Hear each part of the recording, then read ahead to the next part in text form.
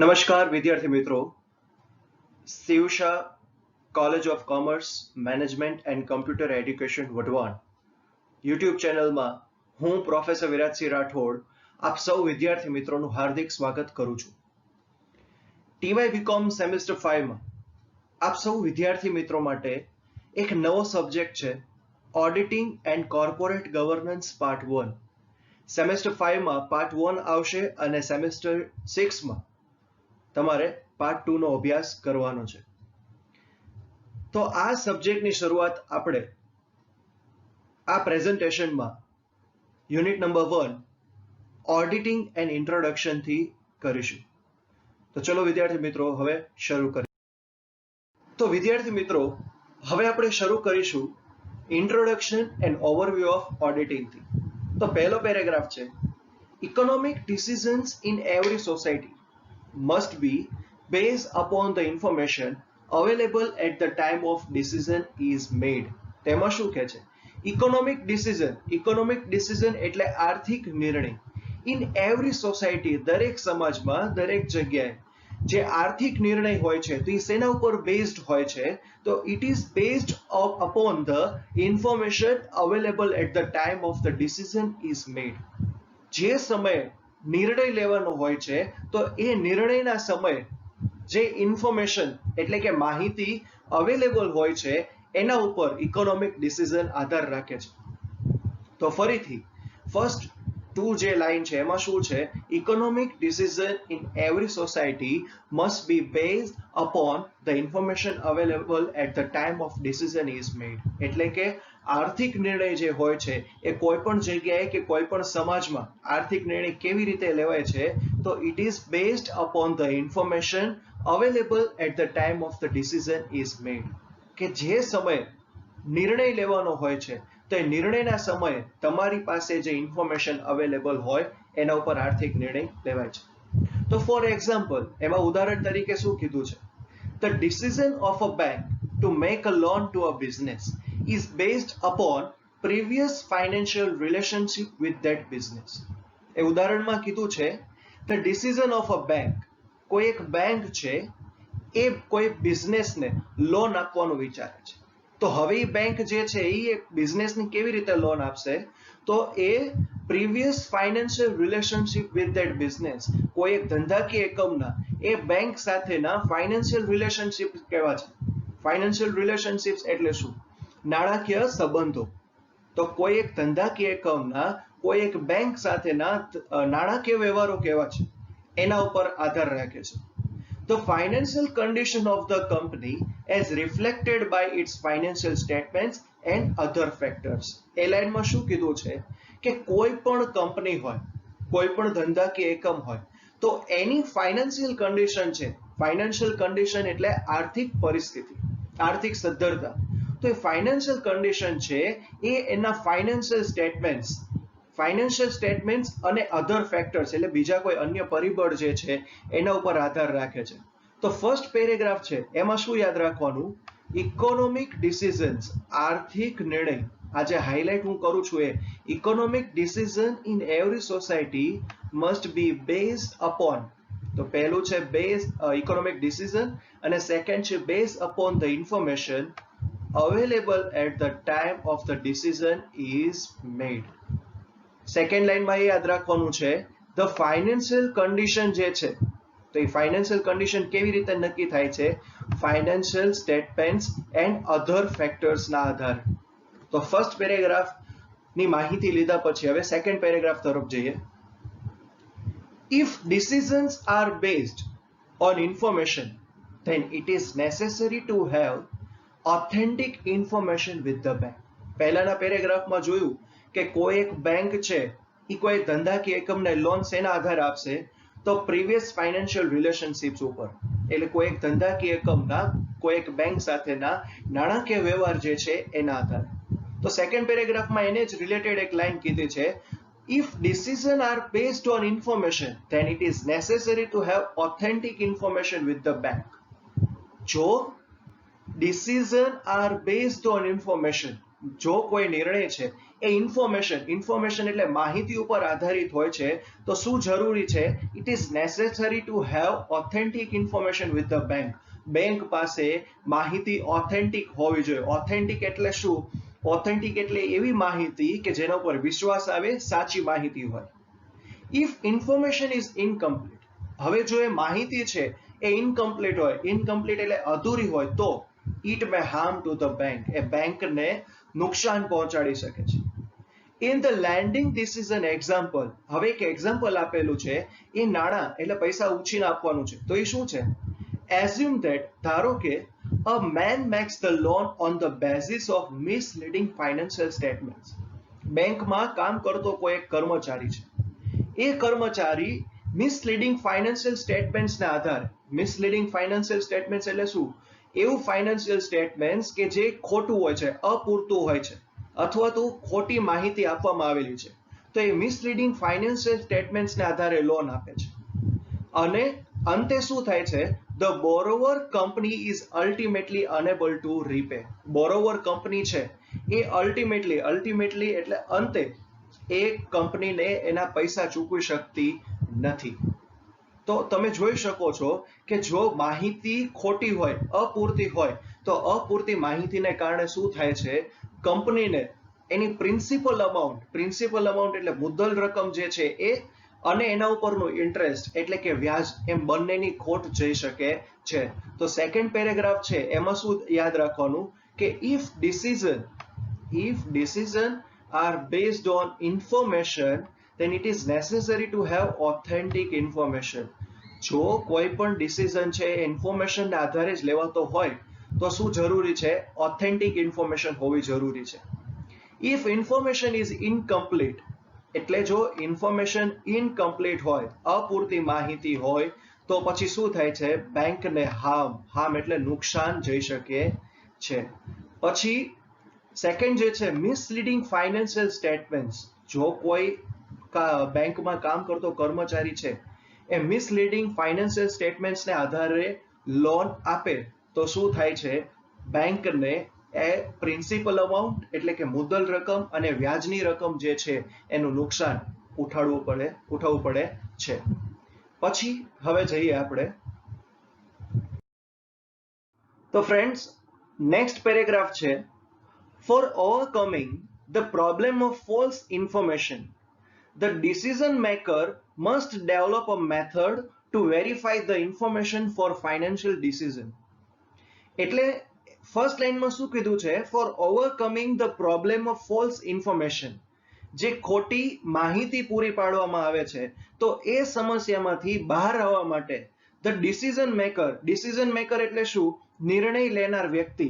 તો એ નિર્ણય લેનાર વ્યક્તિએ must develop a method to verify the information for financial decision. આર્થિક કે નાણાકીય ડિસિઝન લેવા માટે, નાણાકીય કે આર્થિક નિર્ણય લેવા માટે એ જે ડિસિઝન મેકર છે, તો એને વેરીફાઈ કરવાની એક મેથડ ડેવલપ કરવી જોઈએ. અને આ મેથડ ડેવલપ કરવાથી શું થશે? The problem of false information જે છે, કે ખોટી માહિતીનો જે સમસ્યા છે, એમાંથી બહાર આવી શકાશે. તો આ જે પેરેગ્રાફ છે તેમાં શું યાદ રાખવાનું છે? The decision maker must develop a method to verify the information for financial decision.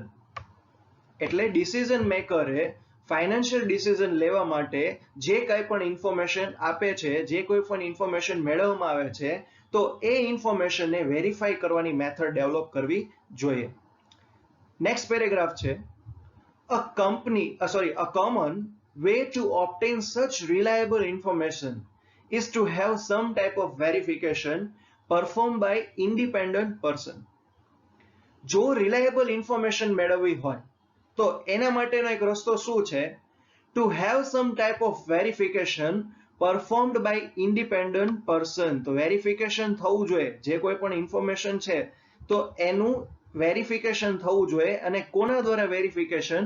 Independent person દ્વારા વેરિફિકેશન થવું જોઈએ. તો ઇન્ડિપેન્ડન્ટ પર્સન એટલે શું?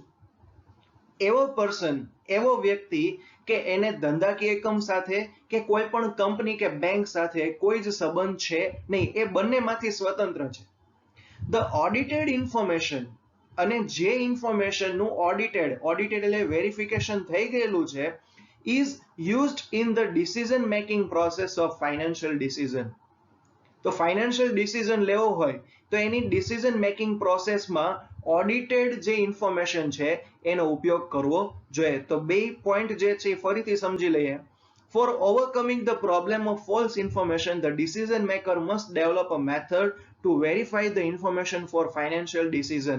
એટલે એ પોઈન્ટમાં શું કીધું છે, ડિસિઝન મેકરે ફાઇનાન્શિયલ ડિસિઝન લેવા માટે વેરીફાઈ કરવાની મેથડને ડેવલપ કરવી જોઈએ. સેકન્ડ પોઈન્ટમાં શું કીધું છે, a common way to obtain such reliable information is to have some type of verification performed by independent person. એટલે વેરીફાઈ કરવાની જે પ્રોસેસ છે તો એ વેરીફાઈ કરવાની પ્રોસેસ કોના દ્વારા થવી જોઈએ, ઇન્ડિપેન્ડન્ટ પર્સન દ્વારા. ઇન્ડિપેન્ડન્ટ પર્સન એટલે કેવો પર્સન કે એવો જે પર્સનને ધંધાકીય એકમ કે કોઈ કંપની કે બેંક સાથે કોઈ સંબંધ છે નહીં, બંનેમાંથી સ્વતંત્ર છે. The audited information is then used in the decision making process of financial decision. એટલે જે ઇન્ફોર્મેશનનું ઓડિટિંગ થઈ ગયેલું છે, વેરિફિકેશન થઈ ગયેલું છે, એ ઇન્ફોર્મેશનનો ફાઇનાન્શિયલ ડિસિઝન લેવા માટેની પ્રોસેસમાં ઉપયોગ કરવો જોઈએ. તો ફ્રેન્ડ્સ, ઓડિટિંગનું ઇન્ટ્રોડક્શન મેળવ્યા પછી હવે આપણે ઓરિજિન એન્ડ ઇવોલ્યુશન સમજવાનું છે. ઓરિજિન એટલે ઉદ્ભવ એન્ડ ઇવોલ્યુશન એટલે વિકાસ. Origin and evolution of auditing. The term audit is derived from the Latin term audire. એટલે ઓડિટ શબ્દ જે છે એ લેટિન શબ્દ ઓડાયર પરથી આવેલો છે. અને ઓડાયર which means to hear. ઓડાયરનો અર્થ શું થાય છે, to hear એટલે સાંભળવું. In early days, પહેલાના દિવસોમાં, an auditor used to listen to the accounts read over by an accountant in order to check them. પહેલાના દિવસોમાં શું થતું હતું કે ઓડિટર જે હોય, ઓડિટર એટલે ઓડિટ કરનાર વ્યક્તિ જે છે એ અકાઉન્ટન્ટ પાસે અકાઉન્ટ્સ જે હોય, જે નામા હોય એને વંચાવતો હતો અને ઓડિટર જે છે એને સાંભળતા હતા. તો in early days, an auditor used to listen to the accounts read over by an accountant in order to check them. એટલે ઓડિટર જે છે એ એકાઉન્ટ નામાની તપાસ કરવા માટે શું કરતા હતા કે અકાઉન્ટન્ટ જે હોય, અકાઉન્ટન્ટ પાસે આખું અકાઉન્ટ જે છે એ બોલાવતા હતા અને ઓડિટર જે છે એ સાંભળતા હતા.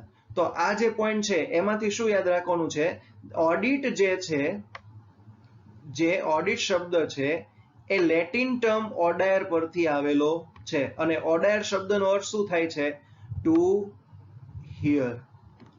ફરીથી ઓડિટ શબ્દ છે એ લેટિન ટર્મ ઓડાયર પરથી આવેલો છે અને ઓડાયરનો અર્થ શું થાય છે, ટુ હિયર. અને એમાં શું કીધું છે, પહેલાના દિવસોમાં શું થતું હતું કે ઓડિટર જે છે એ અકાઉન્ટન્ટ પાસે અકાઉન્ટ વંચાવતા હતા અને ઓડિટર જે છે એ અકાઉન્ટને સાંભળતા હતા. નેક્સ્ટ પોઈન્ટ છે, auditing is as old as accounting.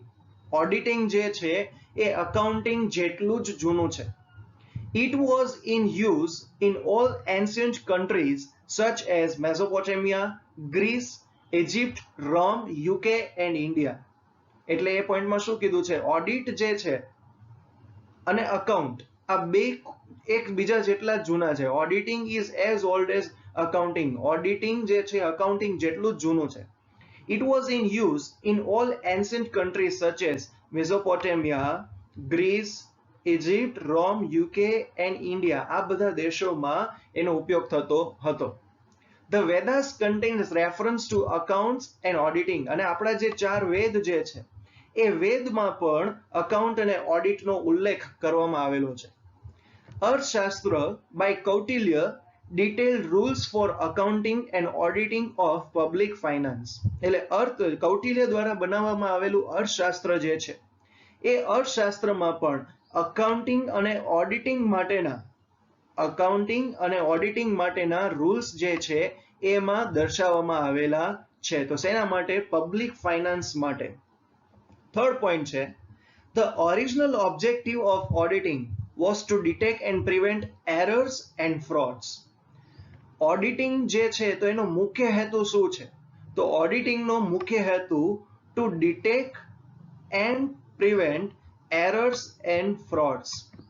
Two detect and prevent errors and frauds. જે કોઈ પણ એરર એટલે ભૂલ થતી હોય, ફ્રોડ કરવામાં આવતું હોય તેને ડિટેક્ટ કરવાનું અને એને પ્રિવેન્ટ કરવાનો હેતુ ઓડિટિંગનો છે. તો 3 પોઈન્ટમાં સૌથી પહેલું શું છે? ઓડિટ શબ્દ છે એ લેટિન ટર્મ ઓડાયર પરથી આવેલો છે અને ઓડાયરનો અર્થ શું થાય છે? હિયર એટલે સાંભળવું. સેકન્ડ પોઈન્ટમાં ઓડિટિંગ એ અકાઉન્ટિંગ જેટલું જ જૂનું છે અને એમાં શું કીધું કે મેસોપોટેમિયા છે, ગ્રીસ છે, ઇજિપ્ત છે, રોમ, યુકે અને ઇન્ડિયા આ બધા દેશોમાં એ પહેલાના સમયમાં એન્શિયન્ટ ટાઈમમાં એનો ઉપયોગ થતો હતો. પછી જે આપણા 4 વેદ છે એ 4 વેદમાં પણ અકાઉન્ટ અને ઓડિટિંગ વિશે ઉલ્લેખ કરવામાં આવેલો છે. અને કૌટિલ્ય દ્વારા અર્થશાસ્ત્ર જે બનાવવામાં આવેલું હતું એ અર્થશાસ્ત્રમાં પણ અકાઉન્ટિંગ અને ઓડિટિંગનો ઉલ્લેખ અને એના નિયમો દર્શાવવામાં આવેલા છે. અને લાસ્ટ પોઈન્ટ છે, તો લાસ્ટ પોઈન્ટમાં શું છે? The original objective of auditing was to detect and prevent error and frauds. આ ખૂબ જ આઈએમપી છે કે ઓડિટિંગ જે છે એનો મુખ્ય હેતુ શું છે? To detect and prevent errors and frauds. ઇન્ફોર્મેશનમાં જો કોઈ પણ ભૂલ હોય કે કોઈ પણ ફ્રોડ કરવામાં આવેલું હોય તો એને ડિટેક્ટ કરવાનું અને પ્રિવેન્ટ કરવાનો હેતુ ઓડિટિંગનો છે. પેરેગ્રાફ છે, auditing evolved and grew rapidly after the industrial revolution in the 18th century. 18મી સદીમાં જે ઔદ્યોગિક ક્રાંતિ ઇન્ડસ્ટ્રીયલ રિવોલ્યુશન થયું હતું એના કારણે ઓડિટિંગનો ખૂબ જ ઝડપથી વિકાસ થયો હતો. The shareholders who were the owners needed a report from an independent expert on the accounts of the company managed by the board of directors who were the employees. એટલે લાઈનમાં શું કીધું છે કે કોઈ કંપનીના જે કોઈ પણ કંપની છે એ એના અકાઉન્ટ્સ પ્રિપેર કરતી હતી તો અકાઉન્ટ્સનું જે વેરિફિકેશન કરવામાં આવે તો શેર હોલ્ડર્સ એવું ઈચ્છતા હતા કે કંપનીના અકાઉન્ટનું ઇન્ડિપેન્ડન્ટ એક્સપર્ટ દ્વારા વેરિફિકેશન થાય. એટલે એમાં શું કીધું છે? The share holders who were the owners. Share holder છે એ એક પ્રકારે એના માલિક કહેવાય છે કંપનીના. તો shareholders who were the owners needed a report from an independent expert on the accounts of company. કંપનીના જે કોઈ પણ અકાઉન્ટ બનાવેલા હોય તો એના રિપોર્ટ મેળવવા માટે શેર હોલ્ડર શું ઈચ્છતા હતા કે કોઈ ઇન્ડિપેન્ડન્ટ એક્સપર્ટ જે છે એનો રિપોર્ટ આપે. The company managed by the board of directors who were the employees. અને બીજું એમાં શું કીધું છે કે આ જે કંપની છે તો એના અકાઉન્ટ્સનું મેનેજ કોના દ્વારા થતું હતું? બોર્ડ ઓફ ડિરેક્ટર્સ દ્વારા. અને બોર્ડ ઓફ ડિરેક્ટર્સ છે એ એક પ્રકારે કંપનીના શું છે? એમ્પ્લોયી છે. તો આ પોઈન્ટમાં શું યાદ રાખવાનું? ઓડિટિંગનું જે ઇવોલ્યુશન છે એનું જે વિકાસ છે એ ક્યારથી થયું હતું? Industrial revolution in the 18th century. 18મી સદીમાં જે ઔદ્યોગિક ક્રાંતિ થઈ હતી, ઔદ્યોગિક ક્રાંતિને કારણે ઓડિટિંગમાં ખૂબ જ ઝડપથી વિકાસ થયો હતો.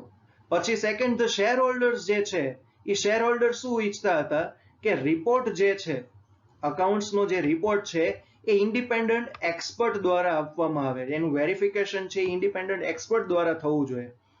અને જે કોઈ પણ કંપની છે અકાઉન્ટ્સ જે છે એનું મેનેજ કોના દ્વારા થતું હતું? બોર્ડ ઓફ ડિરેક્ટર્સ દ્વારા. અને બોર્ડ ઓફ ડિરેક્ટર્સ છે એક પ્રકારે શું છે? કંપનીના એમ્પ્લોય. નેક્સ્ટ પોઈન્ટ છે, the objective of audit shifted and audit was expected to ascertain whether the accounts were true and fair rather than detection of errors and frauds. એટલે આના પહેલાના આપણે સ્લાઇડમાં જોયું હતું કે ઓડિટિંગ જે છે તો ઓડિટિંગનો ઓબ્જેક્ટિવ શું હતો? To detect error and fraud. પણ આફ્ટર ધ ઇવોલ્યુશન ઓફ ઓડિટિંગનું ઇવોલ્યુશન થયું તો એનો ઓબ્જેક્ટિવ છે એ શું થઈ ગયો હતો? તો ઓબ્જેક્ટિવ જે છે એ થઈ ગયો હતો true and fair condition of a company. જે કોઈ પણ કંપની છે એની ટ્રુ એન્ડ ફેર કન્ડિશન ખબર પડે. તો ફરીથી ઓડિટિંગનો જે પહેલાનો જે હેતુ હતો એ શું હતો? ઓબ્જેક્ટિવ શું હતો? To detect an error and fraud. પણ હવે એનું ઇવોલ્યુશન થયું પછી ઓબ્જેક્ટિવ શું થયો? To determine true and fair condition of the company. Next point છે, in India, The Companies Act 1930 made audit of company accounts compulsory.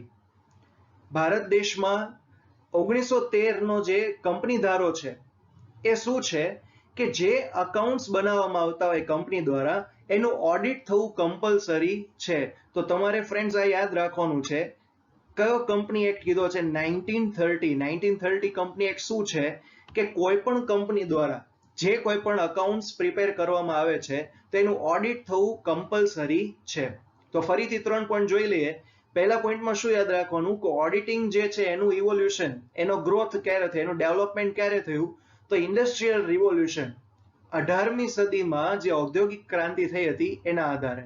પછી શેર હોલ્ડર્સ જે એક પ્રકારે કોઈ પણ કંપનીના કે બિઝનેસના એના માલિક કહેવાય, તો એ શું ઈચ્છતા હતા કે કંપની દ્વારા જે કોઈ પણ અકાઉન્ટ્સ બનાવવામાં આવે એનું ઇન્ડિપેન્ડન્ટ એક્સપર્ટ દ્વારા રિપોર્ટ કરવામાં આવે.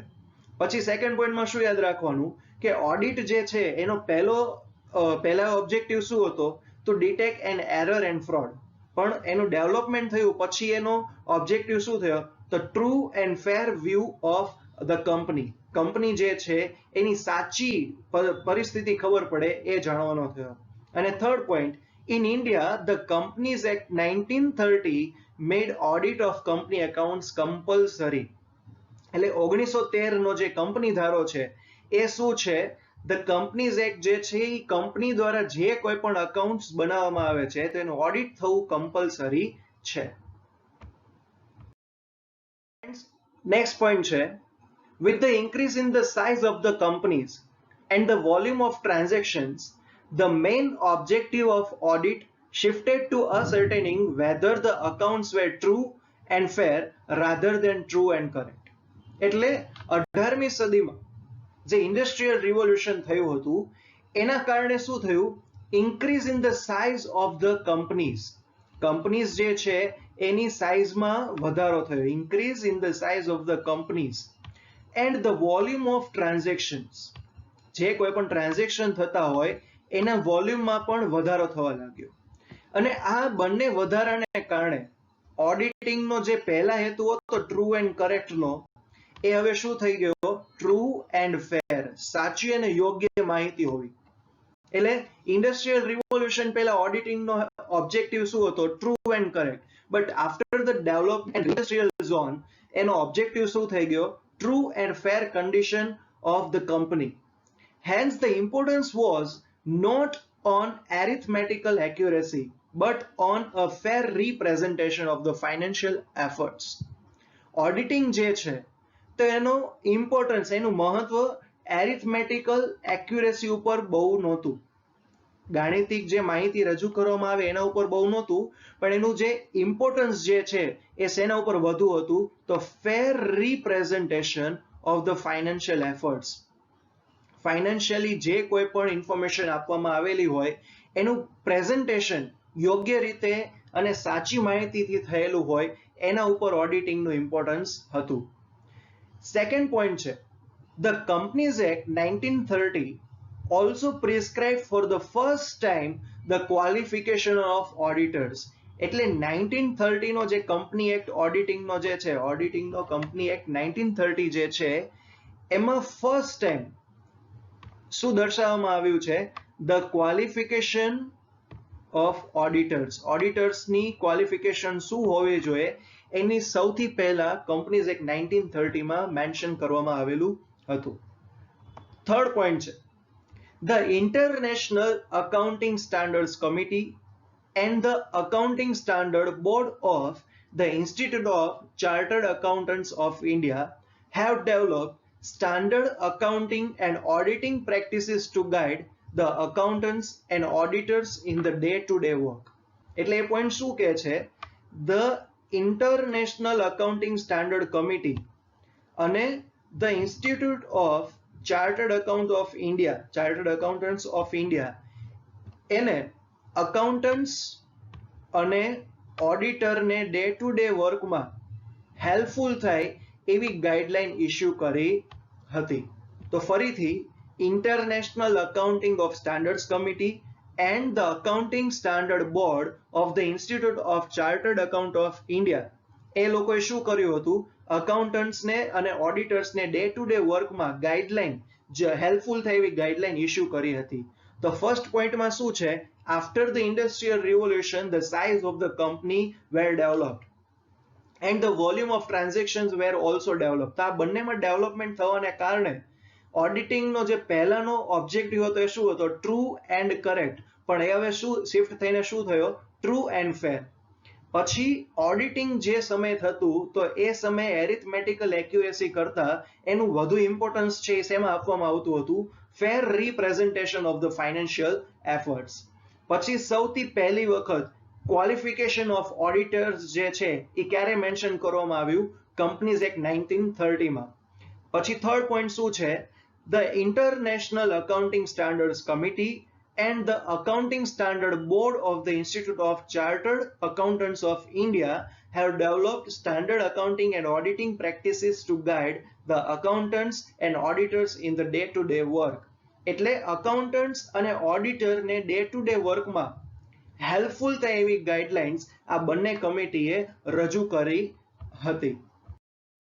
પોઈન્ટ છે, the latter developments in auditing pertain to the use of computers in accounting and auditing. એટલે જેમ જેમ બિઝનેસ એક્ટિવિટીઝમાં ડેવલપમેન્ટ થતું ગયું તેમ તેમ અકાઉન્ટિંગ એન્ડ ઓડિટિંગમાં પણ ડેવલપમેન્ટ થતું ગયું. અને ડેવલપમેન્ટ એ હદ સુધી હતું કે એકાઉન્ટિંગ અને ઓડિટિંગ માટે કમ્પ્યુટર્સનો પણ યુઝ કરવામાં આવતો હતો. એટલે મિત્રો આ એક પ્રકારે શું છે, ઇવોલ્યુશન તમે જોઈ શકો છો કે જે સમયે ઇન કન્ક્લુઝન જે સમયે પહેલાના આપણે હમણાં જો ચર્ચા કરી હતી કે પહેલાના સમયમાં એવું હતું કે અકાઉન્ટન્ટ પાસે એકાઉન્ટ્સ બોલાવવામાં આવતા હતા અને ઓડિટર સાંભળવામાં આવતા હતા. તો હવે એનું ડેવલપમેન્ટ ક્યાં સુધી થયું, તો કમ્પ્યુટરાઇઝડ આખા અકાઉન્ટ્સ પ્રિપેર થવા લાગ્યા અને કમ્પ્યુટરાઇઝડ જ એનું ઓડિટિંગ થવા લાગ્યું.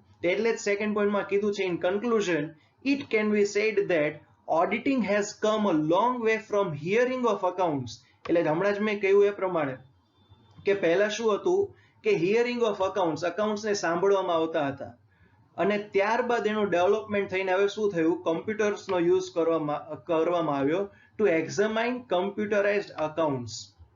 કમ્પ્યુટરાઇઝડ અકાઉન્ટ્સ બનાવવામાં આવ્યા અને એનું જ પરીક્ષણ કરવા માટે એનું જ ઓડિટિંગ કરવા માટે કમ્પ્યુટરનો યુઝ કરવામાં આવ્યો. તો જો મિત્રો આજના વિડીયોમાં તમને ઇન્ટ્રોડક્શન, ઓરિજિન અને ઇવોલ્યુશન વિશે સમજાણવું હોય તો આપણી કોલેજની જે Shivsha college of commerce management and education computer એડ્યુકેશનની ચેનલ છે એને સબસ્ક્રાઇબ કરો, શેર કરો અને લાઈક કરો. Thank you so much.